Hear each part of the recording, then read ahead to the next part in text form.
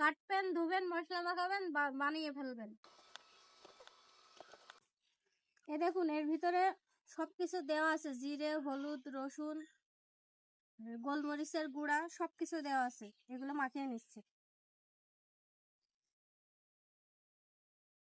এর ভিতরে বেসন, চালের আটা, লবণ, হলুদ, কালো গোলমরিচের গুঁড়া সবকিছু মিশিয়ে এটা ভাজতে হবে, তাহলে খুব ভালো লাগবে। আর ময়দার জায়গায় আপনারা চালের গুঁড়ো দিতে পারেন, আরো বেশি ভালো লাগবে। এই যে এবার এগুলো ভেজে নিচ্ছি।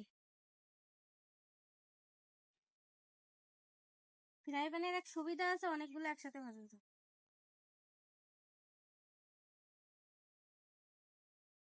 এই দেখুন বেগুন ভাজি, কাটবেন, ধুবেন, মশলা মাখাবেন, বানিয়ে ফেলবেন। 5 মিনিটই রেডি। দেখুন কত দ্রুত হয়ে গেল। এবার গরম গরম ভাতের সাথে এটা খেয়ে ফেলবেন। আপনারা এই বেগুন ভাজির সাথে যদি শুকনো ঝাল আর ইলিশ মাছ ভাজি দিয়ে গরম গরম ভাত খান, খুব ভালো লাগবে খেতে, একেবারে জমে যাবে। যার বলে জমে ক্ষীর। বেসন দিয়েছি তো এই জন্য আরো লাল লাল দেখাচ্ছে। ভাজা হয়ে গেছে, এবার এটা নামিয়ে নিচ্ছি। কত সুন্দর হয়েছে।